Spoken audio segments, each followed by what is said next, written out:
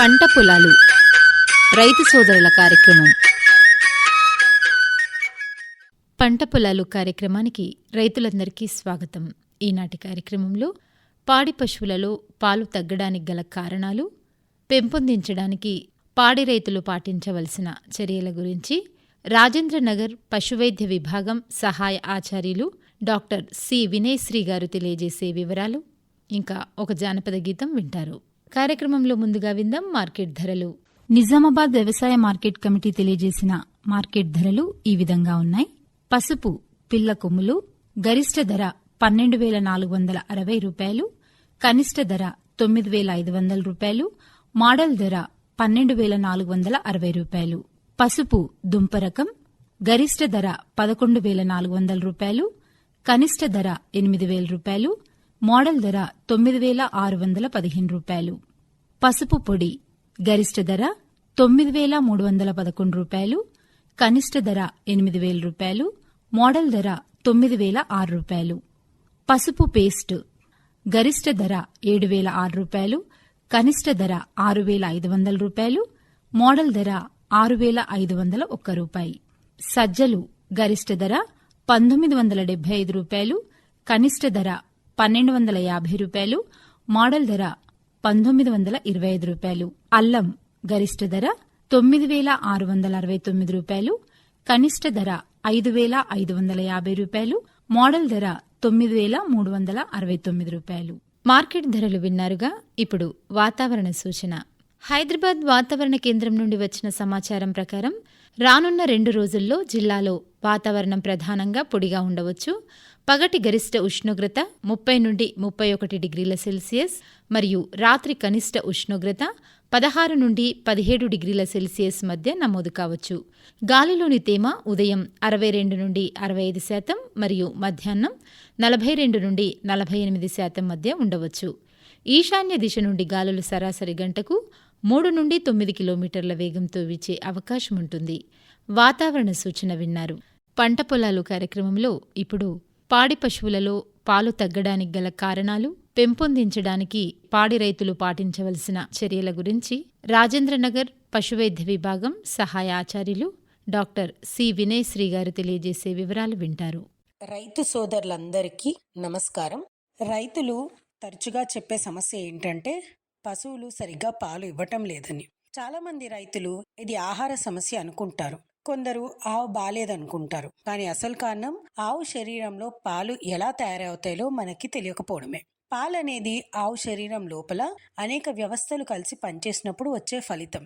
ఈ ప్రక్రియను గనక మనం అర్థం చేసుకున్నట్టయితే పాలు ఎందుకు తగ్గుతాయి, వాటిని ఎలా పెంచుకోవచ్చు అనే ప్రశ్నలకు రైతు తాని సులభంగా సమాధానం చెప్పగలుగుతాడు. ఆవు శరీరం లోపల పాలు తయారు చేయడం అనేది ఒక అద్భుతమైన ప్రక్రియ. ఈ ప్రక్రియలో 2 ముఖ్యమైన హార్మోన్లు పనిచేస్తాయి. First the prolactin, second the oxytocin. Prolactin అనే హార్మోన్ ఏంటంటే ఉదరంలో పాల గ్రంథాలకు పాలు తయారు చేయండి అని చెప్పే అధికారి లాంటిది. అంటే ఇది డిక్టేట్ చేస్తుంది అన్నమాట. రోజువారీగా ఆహారం ద్వారా వచ్చే పోషకాలను అడ్డర్ లోపల రక్తం నుండి తీసుకొని పాలుగా వీటిని మారుస్తూ ఉంటాయి. మరి ఈ ఆక్సిటోసిన్ రోల్ ఏంటి? ఈ ఆక్సిటోసిన్ అనేది మరో ముఖ్యమైన హార్మోన్. ఇది అడ్డర్ లోపల తయారైన పాలను బయటికి రావడానికి మాత్రమే సహాయం చేస్తుంది. రైతు పాలు పిండే సమయంలో ఆవు ప్రశాంతంగా నిశ్శబ్దంగా ఉండడం ఎంతైనా ముఖ్యం. ఎందుకంటే ఆవు కనుక భయపడినట్టయితే, అది స్ట్రెస్ కి గనక లోన్ అయినట్టయితే ఈ స్ట్రెస్ హార్మోన్స్ అనేవి ఆక్సిటోసిన్ ని పనిచేయకుండా చేస్తాయన్నమాట. అప్పుడు ఒకవేళ లోపల ప్రొలాక్టిన్ హార్మోన్ వల్ల పాలు అనేవి ఉన్నా కూడా అవి బయటికి రాకపోవడం జరుగుతుంది. కాబట్టి పాలు పిండే సమయంలో ప్రశాంతమైన వాతావరణం కల్పించడం ద్వారా పాల ఉత్పత్తి పెరగడానికి ఎంతో సహకరిస్తుందనేది మనం గుర్తించాలి. మరియు పాల తయారీకి ఆవు తినే ఆహారం అనేది బేస్ అన్నమాట. పాలు తయారయ్యే అడ్డర్ శరీరంలో తిరిగే రక్తం నుంచి పోషకాలను తీసుకుంటూ ఉంటుంది. అంటే ఆవు ఏ ఆహారం తింటుందో దాని నాణ్యత ఎలా ఉందో అది నేరుగా పాల ఉత్పత్తిపై ప్రభావం చూపిస్తుంది అన్నమాట. పచ్చగడ్డి, ఎండుగడ్డి, దానా ఇవన్నీ కూడా సరైన మోతాదులో మరియు సమతూలంగా ఇవ్వాలి. అలాగే ఉప్పు మరియు మినరల్ మిక్చర్ కూడా ఇవ్వడం ఎంతైనా అవసరం. ఇవి గనక లేకపోయినట్టయితే శరీరం లోపల పోషక లోపం ఏర్పడి ఈ అడ్డర్ సరిగ్గా పనిచేయదు. దాని ఫలితంగా కూడా పాల ఉత్పత్తి అనేది తగ్గిపోతూ ఉంటుంది. మరీ ముఖ్యంగా ఆవు జీర్ణక్రియలో అత్యంత ముఖ్యమైన భాగం రూమెన్. ఇది పశువులలో ఉన్న సహజ కర్మాగారం లాంటిది. రూమెన్లో ఉండే కొన్ని లక్షలాది సూక్ష్మజీవులు అంటే మైక్రోబాక్టీరియా ఆహారాన్ని విచ్ఛిన్నం చేసి డైజెస్ట్ చేసి శరీరానికి ఉపయోగపడే రీతిలో మారుస్తాయి. రూమెన్ ఆరోగ్యం బాగుంటే ఆహారంలోని శక్తి పాలు తయారవడానికి ఉపయోగపడుతుంది. అందుకే రైతు సోదరులు పచ్చగడ్డి తరచుగా ఇస్తూ ఉండాలి. ఆహారంలో అకస్మాత్తుగా మార్పులు అనేవి చేయకూడదన్నమాట. అంటే సడన్ గా ఒక టైప్ ఆఫ్ గడ్డి నుంచి ఇంకో టైప్ కి షిఫ్ట్ చేయడం కానివ్వండి, ఆ రేషన్ ఫార్ములేషన్ లో చేంజెస్ కానివ్వండి, సడన్ గా చేయకూడదు అనమాట. అలాగే దానాన్ని కూడా ఒకేసారి ఎక్కువ మోతాదులో ఇవ్వకూడదు. ఇది కూడా రూమెన్ పై ఒత్తిడిని పెంచుతుంది అనమాట. కాబట్టి ఏదైనా సరే ఒక క్రమ పద్ధతిగా సడన్ చేంజెస్ లేకుండా చూసుకోగలిగినట్టయితే ఈ రూమెన్ అనేది సరిగ్గా పనిచేస్తుంది. ఈ రూమెన్ సరిగ్గా పనిచేస్తే గనక పాల ఉత్పత్తి అనేది సహజంగా పెరుగుతూ ఉంటుంది. ఇంకో ముఖ్యమైన విషయం నీరు. పాలు తక్కువ అవడం వెనక రైతు పట్టించుకొని ప్రధాన కారణం నీటి కొరత. పాలు ఎక్కువగా నీటితోనే తయారవుతూ ఉంటాయి.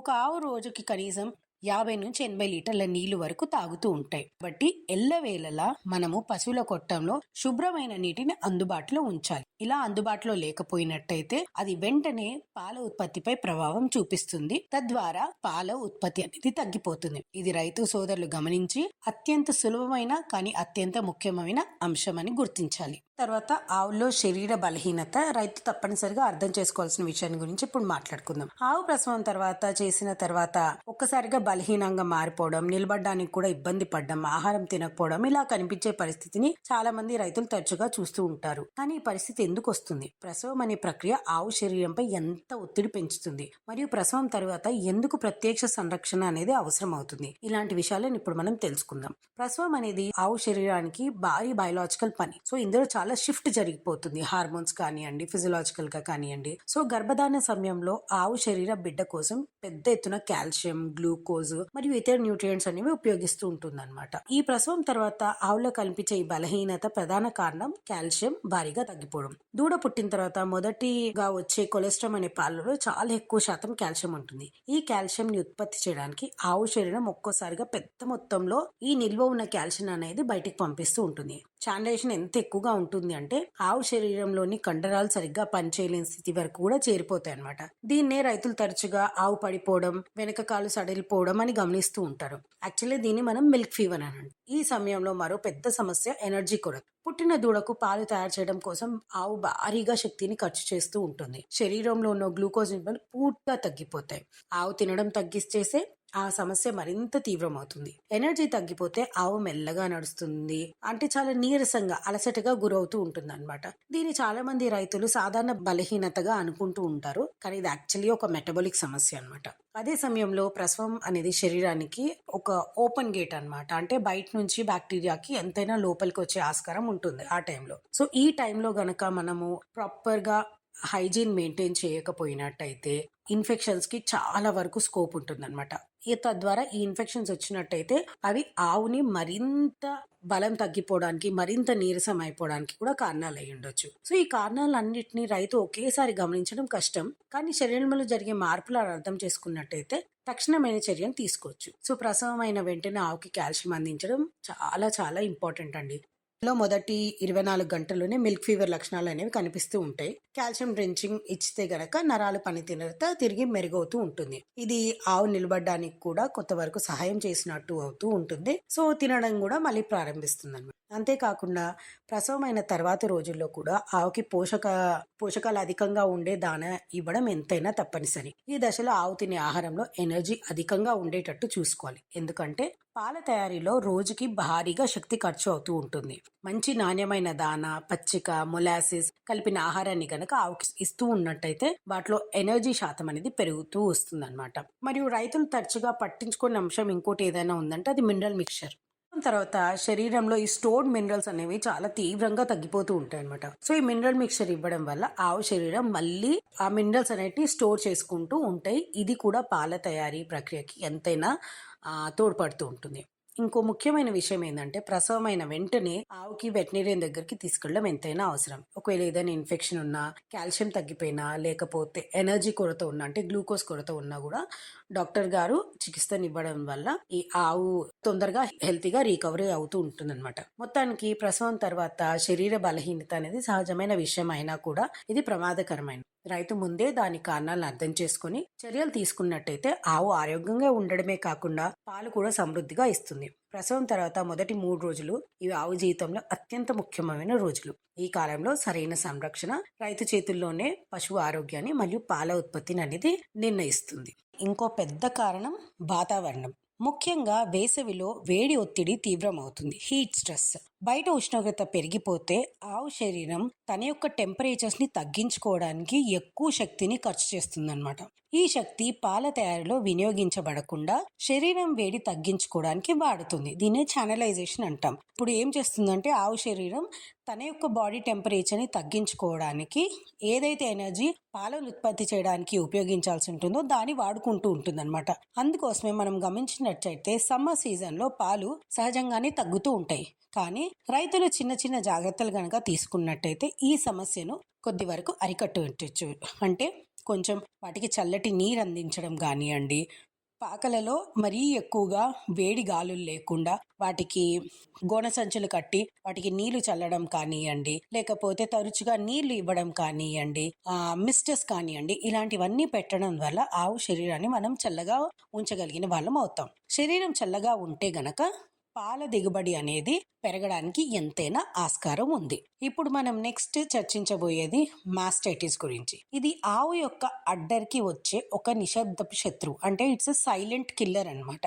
మామూలుగా ఒక్కోసారి మనం గమనించినట్టే రైతులు సడన్ గా వచ్చి మనకు చెప్తారు ఏమని, సడన్ గా పాల దిగుబడి అనేది తగ్గిపోయిందండి, పాలు పల్చగా వస్తున్నాయి, పాలల్లో రక్తం కనిపిస్తుంది, ఒక్కొక్కసారి గడ్డలు కూడా కనిపిస్తున్నాయి అని చెప్తూ ఉంటారు. సో దీన్నే మనము మాస్టైటిస్ అని అంటాం అనమాట. దీన్ని చాలా మంది రైతులు ఒక చిన్న సమస్యగా తీసుకుంటూ ఉంటారు. కానీ మాస్టైటిస్ అనేది అడ్డర్కి వచ్చే అత్యంత ప్రమాదకరమైన ఇన్ఫెక్షన్. ఇది గనక మనం పట్టించుకోకపోతే పాలు తగ్గిపోవడమే కాకుండా పూర్తిగా అడ్డర్ పనిచేయకుండా పోయే స్థితి కూడా వస్తుంది. కొన్నిసార్లు పాలు రాకపోవడం, ఆవు నొప్పి భరించలేకపోవడం వంటి స్థితిలోకి కూడా దారితీస్తూ ఉంటుంది. మరి ఇంత ప్రమాదకరమైన ఈ మాస్టైటిస్ ఇన్ఫెక్షన్ దేని వల్ల వస్తుంది? దీనికి ముఖ్యమైన కారణం ఏంటంటే మురికి వాతావరణంలో ఉండే బ్యాక్టీరియా. ఆవు పాలు తయారయ్యే అడ్డర్ చాలా సున్నితమైన భాగం. మనం పాలు పిండే సమయంలో పాలు బయటకు వచ్చే ఈ చిన్న చిన్న రంధ్రాలు అంటే టీట్ కెనాల్ అంటాం కదా, అవి కొద్దిసేపు తెరిచే ఉంటాయి. ఈ సమయంలో దుమ్ము, బ్యాక్టీరియా, మురికి నీరు దగ్గరలో ఉన్నట్టయితే బ్యాక్టీరియా అనేది టీట్ కెనాల్ నుంచి అడ్డర్ లోపలికి వెళ్ళిపోతాయి అన్నమాట. ఇవి ఒక్కసారి లోపలికి వెళ్తే అవి అక్కడే పెరుగుతూ ఉండి ఇన్ఫెక్షన్ ని దారితీస్తాయి. దీన్నే మాస్టైటిస్ మొదటి దశ, ద ఫస్ట్ స్టేజ్ అంటాం. ఇంకొన్ని సందర్భాల్లో రైతులు చేసే తప్పు మిల్కింగ్ పద్ధతుల వల్ల కూడా ఈ సమస్యకి కారణం కావచ్చు. కొన్ని చోట్ల ఆవు మెల్లిగా కాదు గట్టిగా లాగుతూ పాలు పిండడం చేస్తూ ఉంటారు. ఈ పద్ధతిలో అడ్డర్ పై ఎక్కువ ప్రెషర్ పడి ఈ స్కిన్, ఆ అడ్డర్ చుట్టూ ఉండే స్కిన్ కి చిన్న చిన్న గాయాలైతాయి. ఈ గాయాలు కూడా బ్యాక్టీరియా ప్రవేశించడానికి దారి తీస్తాయి. కాబట్టి ఇది ఒక్కోసారి మాస్టైటిస్ మొదలైతే అది పాలు పిండే భాగాలకు కూడా వ్యాపిస్తూ ఉంటాయి. ఇలా చేయడం ద్వారా కూడా అడ్డర్ కి ఇన్ఫెక్షన్ అనేది వస్తూ ఉంటుంది అనమాట. మాస్టైటిస్ వచ్చినప్పుడు ఆవుకి నొప్పి చాలా తీవ్రంగా ఉంటుంది. మిల్కింగ్ చేయడానికి కూడా అంతగా సహకరించవన్నమాట. కొన్నిసార్లు దెబ్బతిన్న ఈ అడ్డర్ శాతం ఏదైతుందో వాటిని తాకినా కూడా అవి చాలా నిరోధిస్తూ ఉంటాయి. అంటే మనం కాలుతో తన్నడానికి కూడా ప్రయత్నిస్తూ ఉంటాయి. ఈ నొప్పిని ఆ రైతులు ఆవు కోపంగా ఉంది అని అనుకుంటారు. కానీ అది కోపం కాదు. అదేంటంటే ఈ అడ్డర్ లో ఉన్న వాపు మరియు మంట, ఇది ఇన్ఫెక్షన్ పెరిగే కొద్దీ ఈ పాలు పెరవడే టీట్ కెనాల్స్ ఏవైతే ఉన్నాయో వాటిని సన్నగిల్ల చేస్తాయి. ఈ పాలు గడ్డలు గడ్డలుగా మారిపోతుంటాయి. ఈ గడ్డలు అనేవి ఇన్ఫెక్షన్ తో పోరాడే శరీర కణాలు, పాడిన టిష్యూ, బ్యాక్టీరియా మొదలైన అన్ని కలిసి ఇవి గడ్డలు గడ్డలుగా అవుతూ ఉంటాయి అన్నమాట. ఈ రోగాన్ని అత్యంత ప్రారంభ దశలోనే గుర్తించడం చాలా ముఖ్యమైన విషయం. మాస్టైటిస్ గుర్తించడానికి రైతులకి చాలా సరళమైన పరీక్ష, that is CMT, California mastitis test అనేది ఉంది.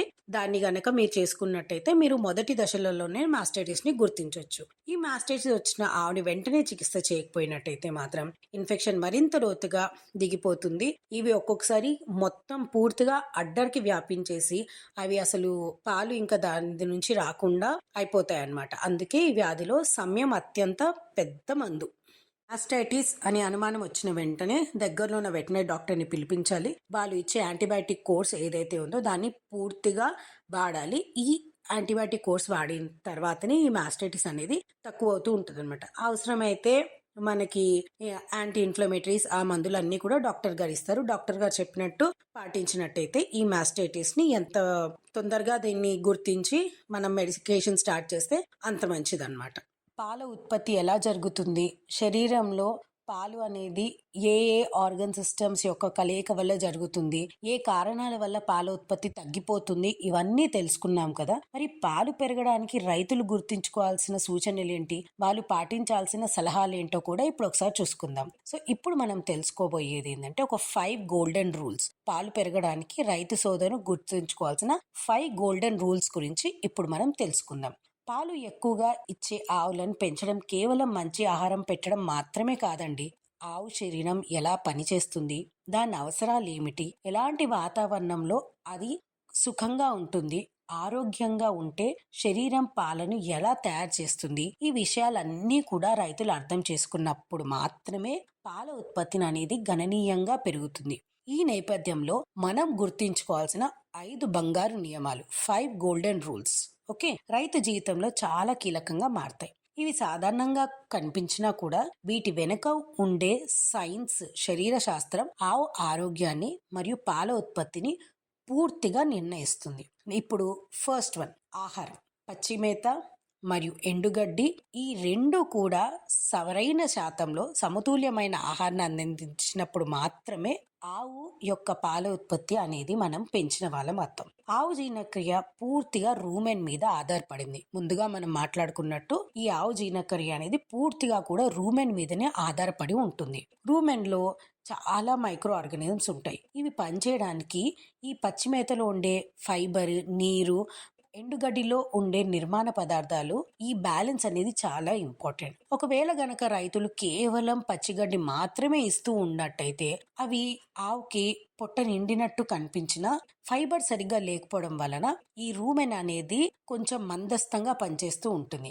అదే గనక మనం ఎండుగడ్డే ఎక్కువగా ఇచ్చినట్టయితే వాటికి కావాల్సిన ఎనర్జీ రాకుండా పోతుంది అనమాట. కాబట్టి మనం ఒక బ్యాలెన్స్డ్ గా లైక్ పచ్చిగడ్డి, ఎండుగడ్డి అనేది చాలా బ్యాలెన్స్డ్ రేషన్ గా ఇవ్వాల్సి ఉంటుంది. కాబట్టి ఆవు శరీరం రక్తం ద్వారానే పాల ఉత్పత్తి జరుగుతూ ఉంటుంది. కాబట్టి మనం ఆహారం విషయంలో చాలా చాలా జాగ్రత్తలు పాటించవలసి ఉంటుంది. మరియు సెకండ్ రూల్ నీరు గురించి. నీటిని ఎక్కువగా ఎప్పుడూ కూడా అందుబాటులో మరియు ముఖ్యంగా శుభ్రమైన నీటిని అందుబాటులో ఉంచడం వల్ల పాలు పెరగడానికి అత్యంత ముఖ్యమైన అంశం. పాలు అనేవి ఎక్కువ భాగం నీటితోనే తయారవుతూ ఉంటుంది.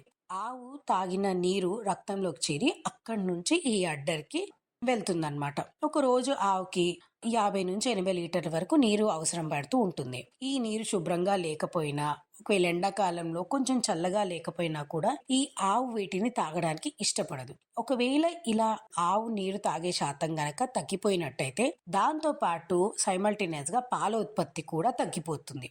ఆవుకి అప్పుడు మీరు ఎంత మంచి ఆహారాన్ని ఇచ్చినా కూడా అది ఈ నీరు శాతం తగ్గిపోవడం వల్ల అది పాల ఉత్పత్తి మీద చాలా చాలా మేజర్ ఎఫెక్ట్ కనిపిస్తూ ఉంటుంది అనమాట. కాబట్టి నీరెక్కువ, పాలు ఎక్కువ అనేది పూర్తిగా శరీర శాస్త్రం పైన ఆధారపడిన నిజం అన్నమాట.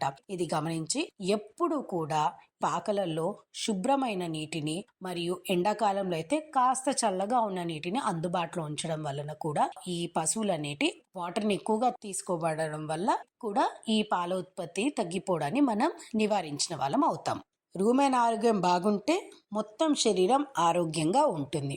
మనం ముందుగా చెప్పుకున్నట్టు రూమెన్ లో కొన్ని కోట్ల మైక్రో ఆర్గానిజమ్స్ నివసిస్తూ ఉంటాయి. అవన్నీ పనిచేస్తూ ఉండడం వల్ల ఈ ఆహారాన్ని చిన్న చిన్న పదార్థాలుగా మారుస్తూ ఉంటాయి అన్నమాట. ఇవే పదార్థాలు శరీరాన్ని శక్తిగా, పాల తయారీకి మూల పదార్థాలుగా మారుతూ ఉంటాయి. ఒకవేళ రూమెన్ గనక సరిగ్గా పనిచేయకపోయినట్టయితే ఆహారం ఎంత ఉన్నా శరీరానికి ఆ శక్తి అందదు. రూమెన్ సమస్యలు వస్తే గనక మొదటిగా పశువులు ఆహారాన్ని తినడం తగ్గించేస్తుంది. తినకపోతే పాల ఉత్పత్తి వెంటనే పడిపోతుంది. ఈ కారణంగా ఈ పచ్చిమేత, ఎండుగడ్డి, మినరల్ మిక్చర్, సరైన సమయానికి ఆహారాన్ని అందించడం, ఈ విషయాల అన్నిటి మీద రూమెన్ ఆరోగ్యం అనేది ఆధారపడి ఉంటుంది. తద్వారా రూమెన్ ఆరోగ్యం గనక మంచిగా ఉంటే పాల ఉత్పత్తి అనేది గణనీయంగా పెరుగుతుంది అనేది మనం గుర్తించాలి. మరియు 4వ నియమం, ఆవు ప్రశాంతంగా ఉన్నప్పుడు పాలు సహజంగా రెట్టింపు అవుతాయి. ఇది రైతులు గమనించాల్సిన అత్యంత ఆసక్తికరమైన విషయం. ఆవుని మిల్కింగ్ చేసే సమయంలో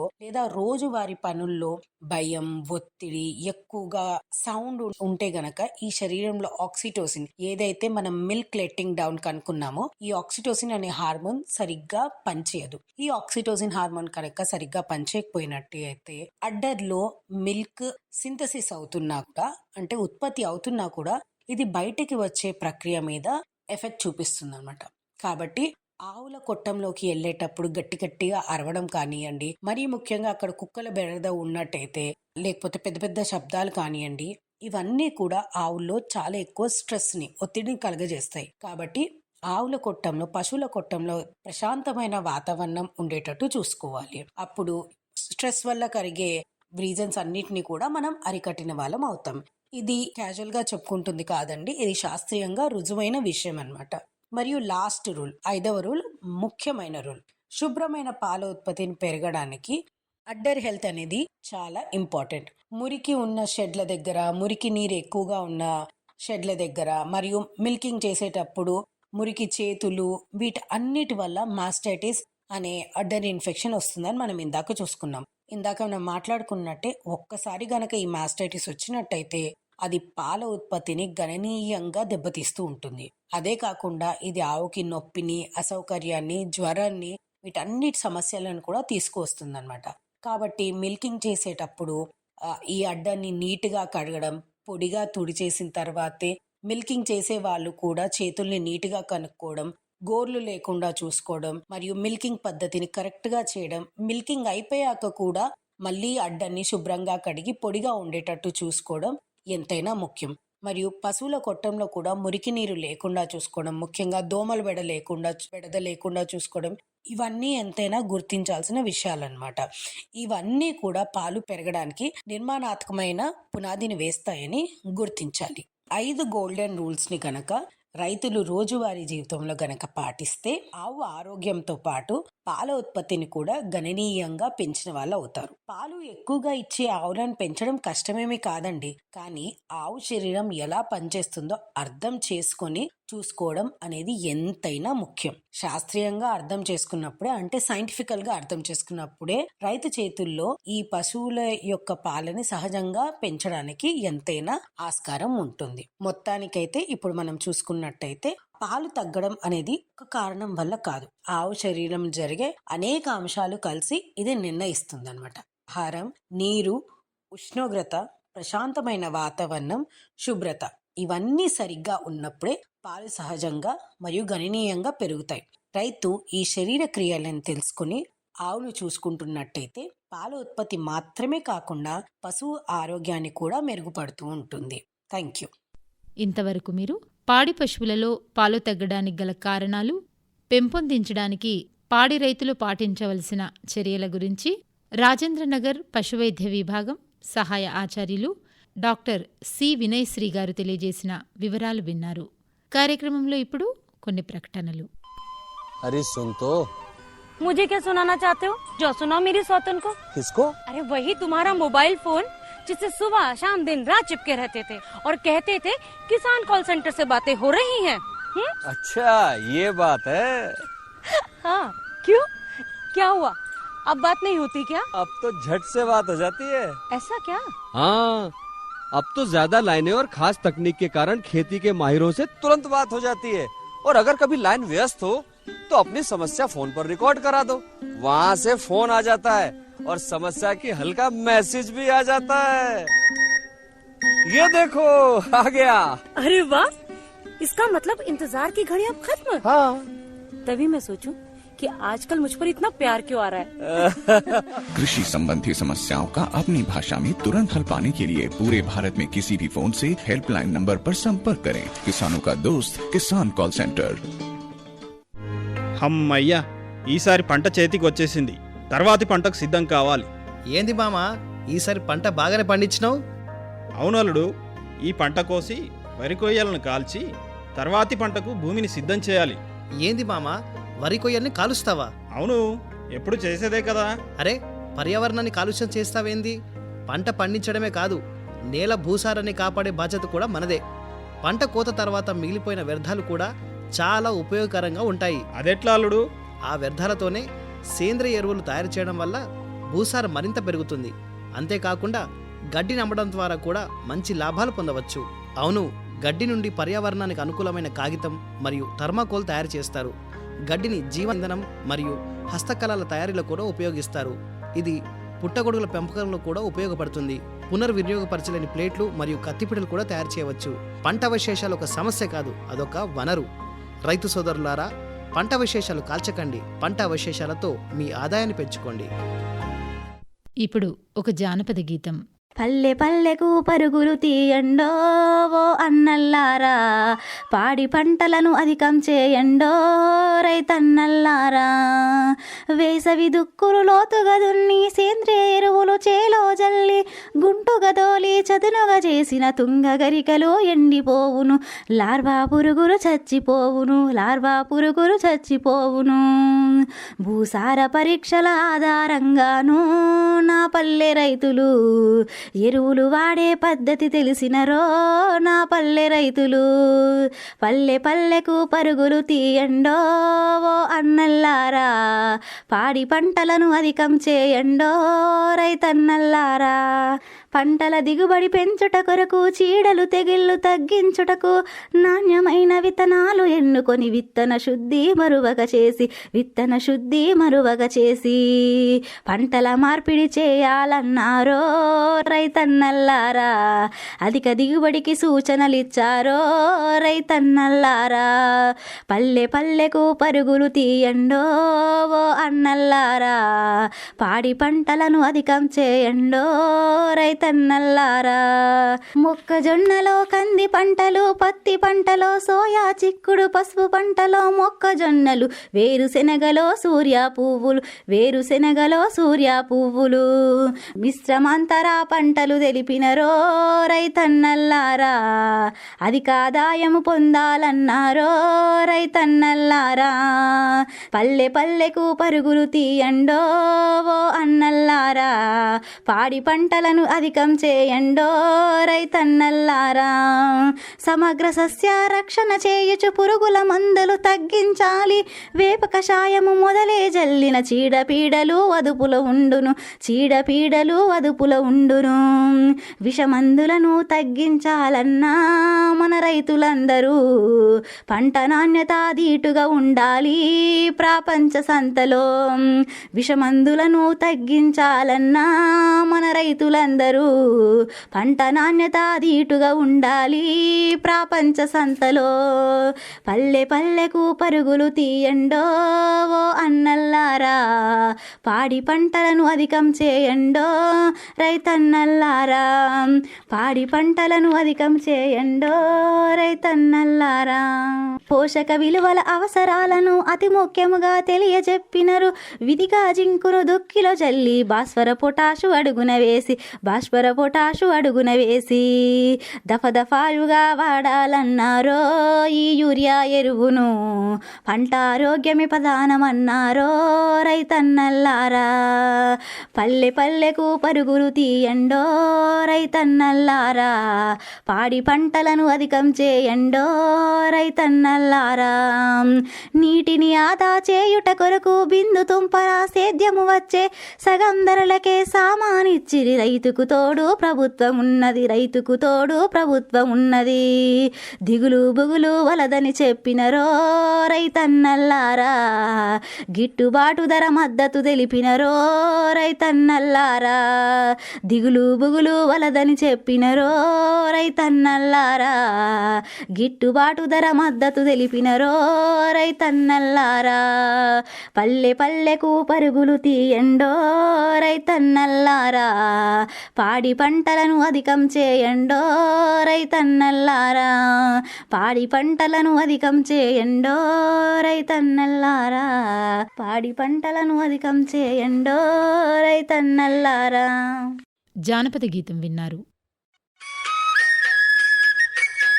పంట పొలాలు రైతు సోదరుల కార్యక్రమం ఇంతటితో సమాప్తం.